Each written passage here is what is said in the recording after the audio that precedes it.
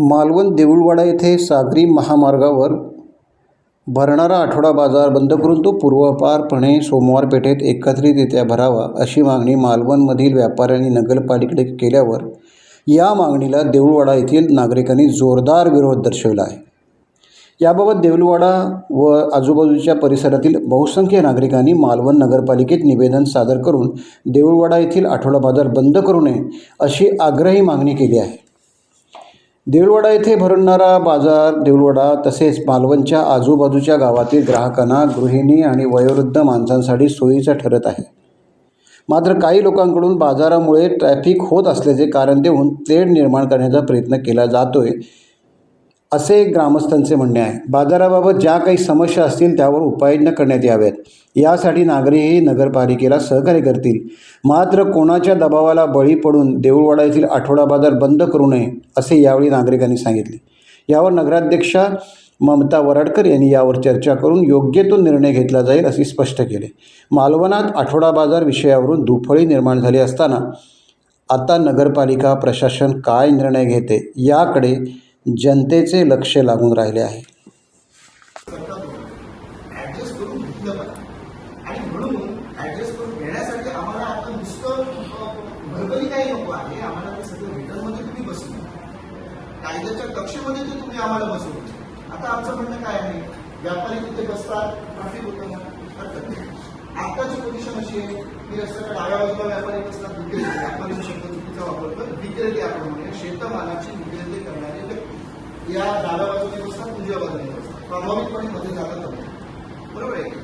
आता आपल्याला काय करता येईल, वाहतुकीची अडचण खरं होत नाही मॅडम, पण मी आता मानून चाललोय होते असं धरून चालूया। आपल्याही प्रशासनाचं मत जर नाही त्या वाहतुकीची कोंडी होण्यासाठी, तर मी तुम्हाला आधीच त्याचा एक आमचा प्रस्ताव देतो की तुम्ही रस्त्याच्या कुठल्याही एक बाजू डावी घ्या नसतं उजवी बाजू, मग ते देऊळवाड्याच्या पुलापासून थोडं अंतर सोडून अगदी जो BSNLचा टॉवर आहे त्या ठिकाणी तिथून तुम्ही पकडा, ते जाऊ दे ना कोळमच्या पुलापर्यंत, काय प्रॉब्लेम आहे। आम्ही कुठे म्हणतो की इथून ते इथपर्यंतच बाजार भरवला पाहिजे आणि मग तिथे कोणती होते आणि मग तसं आमचं म्हणणंच नाहीये। आपण काय करूया, डाव्या बाजूने किंवा उजव्या बाजूने एक लेन बघूया, त्या लेन पासून स्टार्टिंग पॉईंट सुरू करून द्या। ते एंड पॉईंटची काही गरजच नाहीये, कारण संपूर्ण तर तिकडचा जो पट्टा आहे तो वस्तीचा नाही। ठराविक BSNL टॉवरच्या जिथे जागा बघितली तिथे गावकर कुटुंबियांची घरं आहे, दोन्ही बाजूला गावकर कुटुंबियांची जागा आहे आणि तिथून सोडलं तर पुढे सगळं कांदळवन आहे, पुढे सुधीर मांजरेकर यांचं घर आहे, तिथून पुढे सोडलं तर डायरेक्ट पुढे आजगावकर बंगला, अशी पोझिशन आहे। काय आहे तिथे लोकवस्तीचा काय प्रॉब्लेम आहे, काहीच नाहीये। मग इथे आपल्याला जागा रिकामी असताना सेकंड प्लेसवर काय करता येईल का, याचा मॅडम तुम्ही विचार आहे।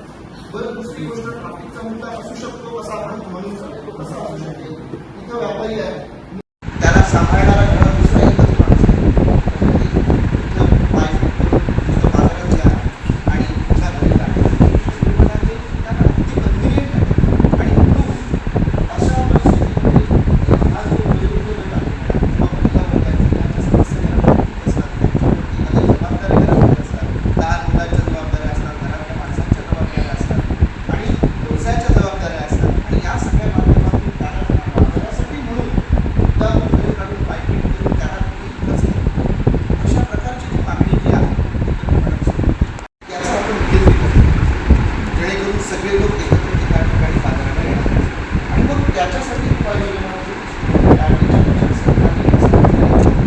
की बाबा सागरी महामार्ग जागा आहे रस्त्याची, तर त्या ठिकाणी सफिशियंट स्पेस आहे की तिथे विक्रेते आहेत ते आपण शेतमालाचं विक्री करण्यासाठी बसू शकतील आणि हे सगळं जे चाललं आहे चुकीचं आहे असं दाखवण्याचा प्रयत्न करायचा, जस्टिफाय करायचं आलं का माझ्या।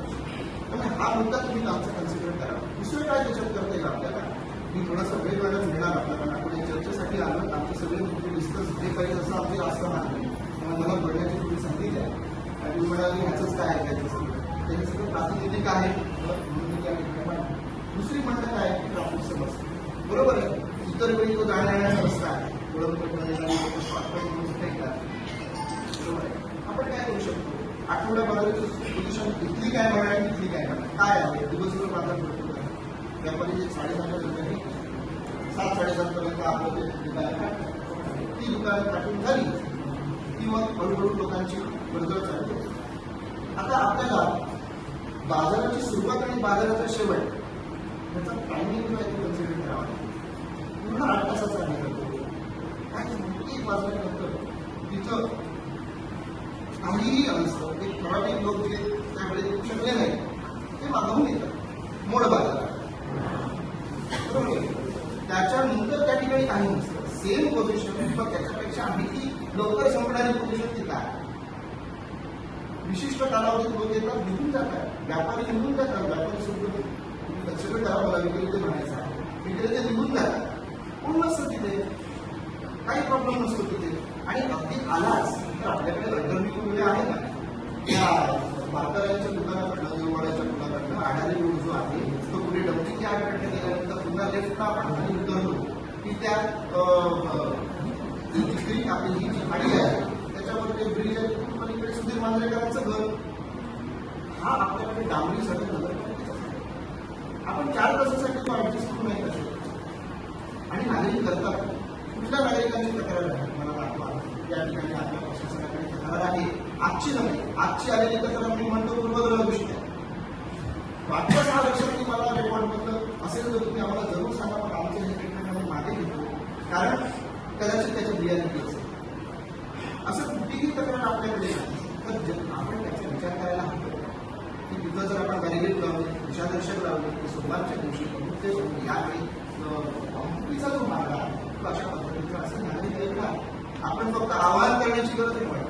कुणी तक्रार आपल्याकडे घेऊन येणार नाही आणि तक्रार कोण करणार?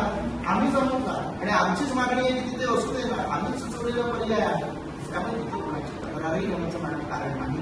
आलं का लक्षात? तर हा जो मुद्दा आहे तो पर्यायी मार्गाचा सुद्धा कन्सिडर करावा. त्यामुळे वाहतुकीचा पॉईंट घेऊन त्यांचं असं म्हणणं असेल की तिथे बाधा बसली ॲब्सोल्युटली रॉंग असं आमचं ते म्हणणं आहे. त्यामुळे या मुद्द्याचा दुसरा मुद्दा व्यापारी संघटनेच्या दिलेला आहे निवेदन म्हणून मी व्यापारी संघटनेचा असा शब्द वापरलेला आहे. त्यांचं प्रातिनिधिक निवेदन असं आहे की व्यापाऱ्यांवर त्यांचं म्हणणं ते पण कन्सिडर करू. सोमवारच्या बाजाराची परिस्थिती आपण मॅडम प्रत्यक्ष जाऊन अभ्यास करा. प्रशासकीय तुम्ही नागरिकांचे कडून मॅडम एक फेरफटका मारावा आणि लोक काय विकायला आणतात याची आपण एक कुठेतरी एक जंत्री बनतो. ते कमी दराने त्यांच्याकडे भाजी घेतात. आमचे नेहमीचे जे कोण भाजीवाले आहेत किंवा अन्य कोण स्थानिक विक्रेते आहेत ना त्यांना फार त्याचा त्रास झालेला त्यामुळे ह्यांना आधी इथं घालवा आणि दुसरीकडे द्या. ही पोझिशन बिफोर 6 years किंवा 5 years आहे. आता हेच लोक म्हणताय ह्यानं इथून तिथे आता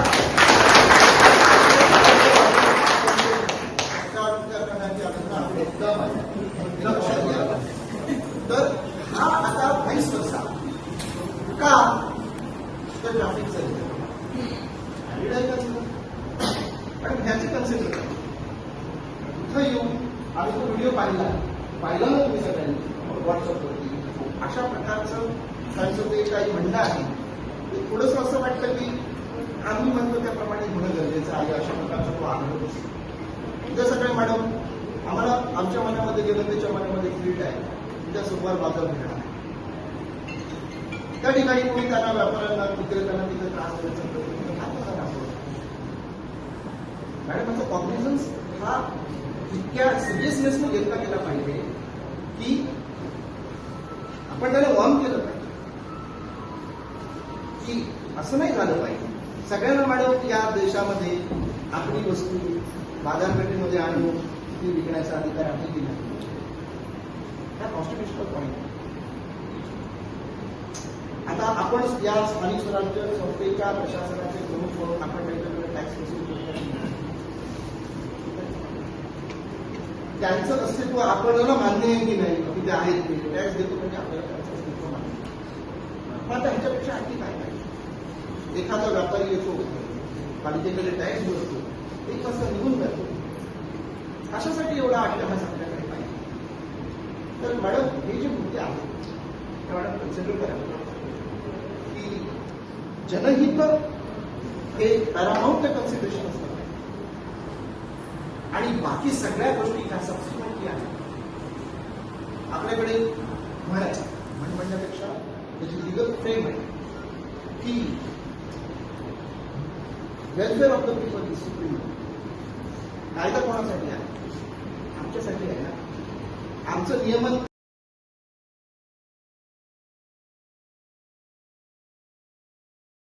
टाइम्स डिजिटलला लाईक करा, शेअर करा, सबस्क्राईब करा आणि बेल आयकॉन दाबायला विसरू नका.